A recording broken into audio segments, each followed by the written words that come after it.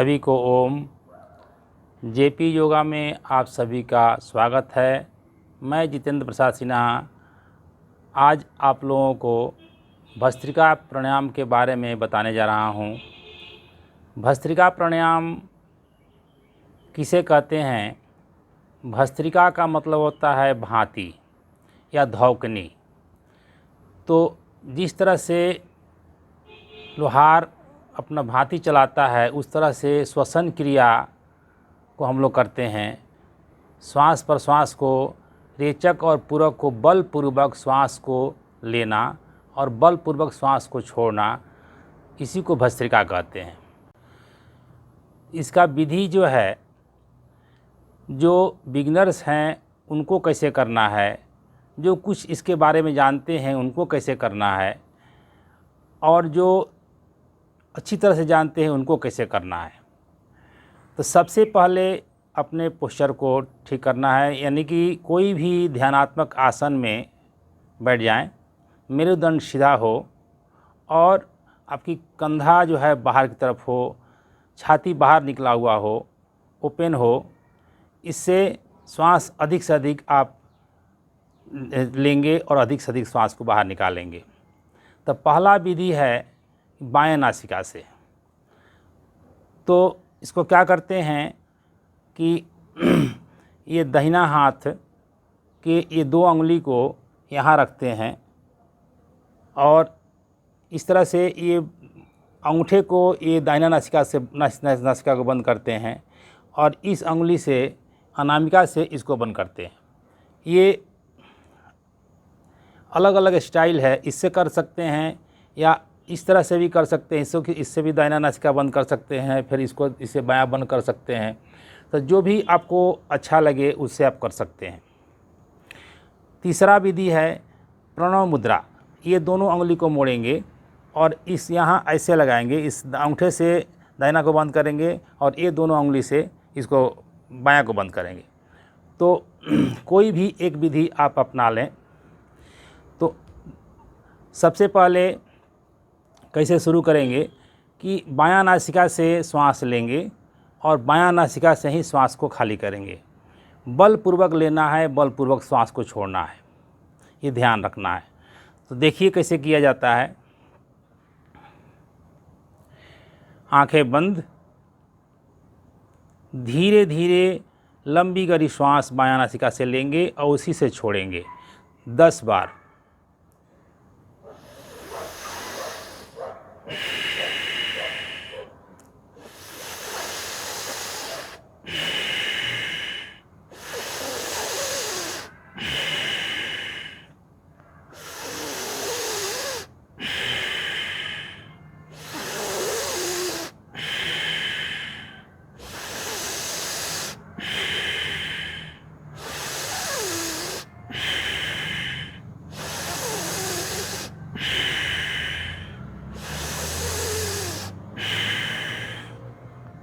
दस बार श्वास बाएं से लिए और बाएं से ही खाली किए और अंत में कुंभक लगाते हैं।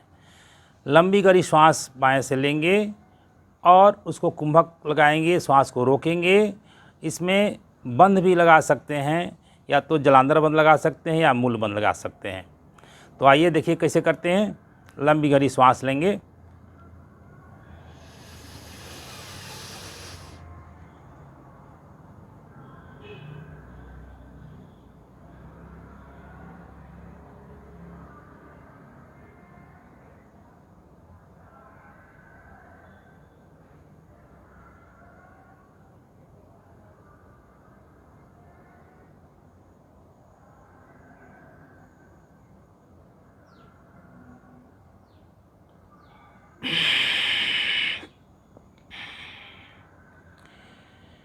ये बायां नासिका से संपन्न हुआ। अब दायां नासिका से इसको भी 10 बार करेंगे।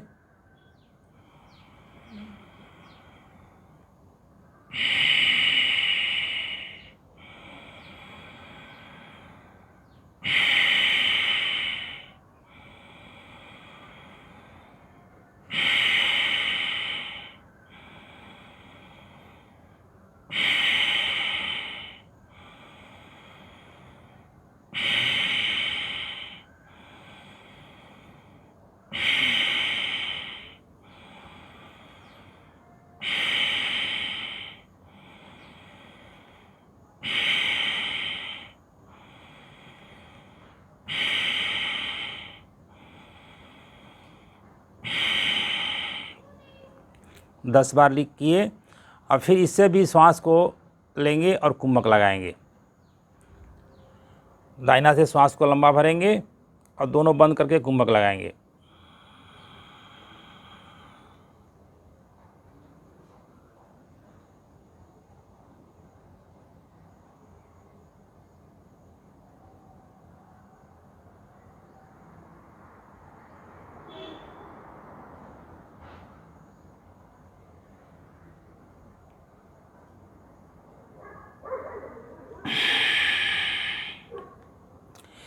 ये आपको एक राउंड हुआ, एक चक्र हुआ। इस तरह से आप शुरू में एक चक्र करें, फिर 2 चक्र, 3 चक्र, 4 चक्र, 5 चक्र तक कर सकते हैं भस्त्रिका प्राणायाम। अब है दूसरा, दोनों नासिका से। दोनों नासिका से हम लोग 3 तरह से कर सकते हैं। एक है आपको धीमी गति, एक मध्यम गति और तीसरा तीव्र गति। तो सबसे पहले हम लोग करेंगे धीमी गति। धीमी गति में लंबी गहरी श्वास लेनी है और लंबी गहरी श्वास को छोड़नी है। देखिए,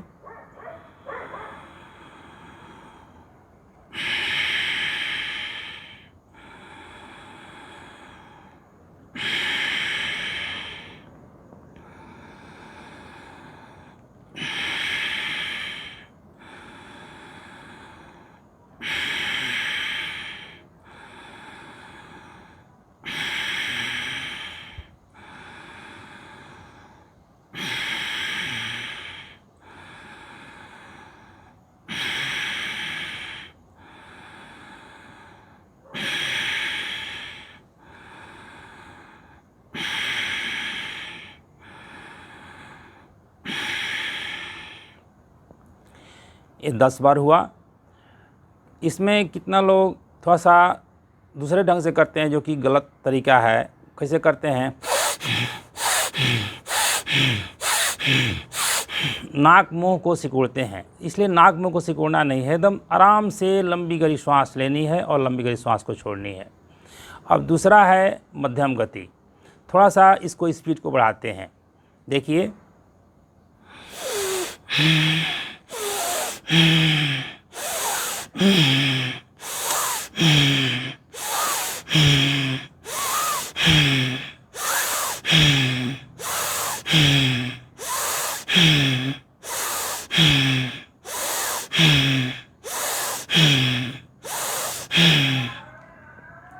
ये हुआ मध्यम गति।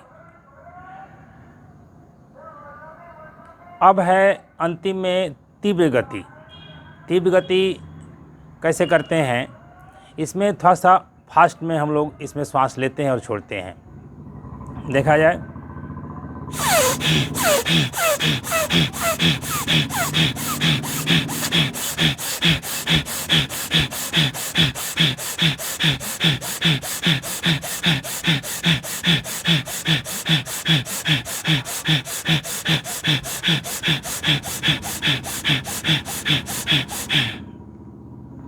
ये हुआ तीव्र गति। इसमें बहुत से लोग क्या करते हैं कि कंधे को ऊपर नीचे करने लगते हैं। जैसे देख लीजिए, ऐसे नहीं करनी है। एकदम शरीर शांत रहे, केवल श्वास की गति जो है तीव्र हो, शरीर में कोई हलचल नहीं हो, छाती बाहर निकला हुआ हो, कंधा बाहर की तरफ हो। इस तरह से हम लोग करते हैं। आपको भस्त्रिका का 3 रूप।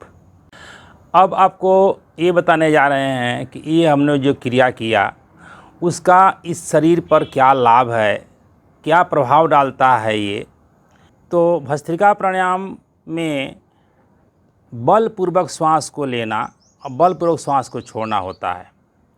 बलपूर्वक श्वास को लेने और छोड़ने से शरीर में एक ऊष्मा उत्पन्न होती है और वो ऊष्मा शरीर में जो कफ पित्त वायु त्रिदोष हैं, जो भी बढ़ा हुआ है, उसको यह जो नाश करता है और इसको त्रिदोष को सम करता है। पहला बेनिफिट। दूसरा क्या करता है ये कि यदि इसको कपालभाति से तुलना किया जाए तो कपालभाति और ये दोनों में ये कपालभाति से भी शक्तिशाली क्रिया है। कैसे शक्तिशाली है कि कपालभाति में हम लोग केवल रेचक जो है बलपूर्वक करते हैं, और इसमें पूरक और रेचक दोनों को बलपूर्वक करते हैं। तो इससे इसकी गहराई बहुत ज़्यादा उससे है कपालभाति से। तो उसमें इसका जो परिणाम आता है वो कपालभाति से भी गहरा आता है। ये दूसरा लाभ होता है। दूसरा है कि इसको जब ऊष्मा उत्पन्न होती है शरीर में, तो ये जो बंद नाड़ियाँ हैं शरीर में, जो बंद नाड़ियाँ हैं उसको ये खोलता है, और प्राणों का प्रवाह है शरीर में पूर्ण रूप से होने लगता है। और इसमें प्राण का जो प्रवाह है, समरूपता आती है प्राण के प्रवाह में, और बहुत से दोष जो नाड़ियों में होती है वो समाप्त हो जाता है। तीसरा, ये मानसिक रोग को ये ठीक करता है। इससे मानसिक जो रोग उत्पन्न होता है, प्राणों का प्रवाह जब होने लगता है, मन की एकाग्र होने लगता है, मन एकाग्र होने से मानसिक रोग धीरे धीरे समाप्त होने लगते हैं। तो इसमें बहुत से आपको फ़ायदा मिलता है इस प्राणायाम से। कुछ सावधानियां क्या है, जब ये करने से यदि आपको पसीना आ जाए, पसीना आने लगे, आपको चक्कर आने लगे, तो ये प्राणायाम नहीं करनी चाहिए। यदि बीपी बढ़ रहा है इसको करने से, तो इसको रोक देनी चाहिए। और किनको ये नहीं करनी चाहिए, जिनको आपको हाई बीपी है, जो हार्ट के रोगी हैं, जिनको हर्निया है, तो इस स्थिति में इस प्राणायाम को नहीं करनी चाहिए। बस आज के लिए बस इतना ही। शुरू से अंत तक देखने के लिए आपको बहुत बहुत धन्यवाद। यदि ये वीडियो आपको अच्छा लगा तो इसको लाइक करें, शेयर करें, कमेंट्स करें और सब्सक्राइब ज़रूर करें। इसके अलावा यदि और भी हमारा वीडियो देखना चाहते हैं तो मेरे चैनल पर जेपी योगा पर जा कर के और भी देख सकते हैं और उससे लाभ आप ले सकते हैं। हमारे साथ जुड़ने के लिए आपको बहुत बहुत धन्यवाद। ओम।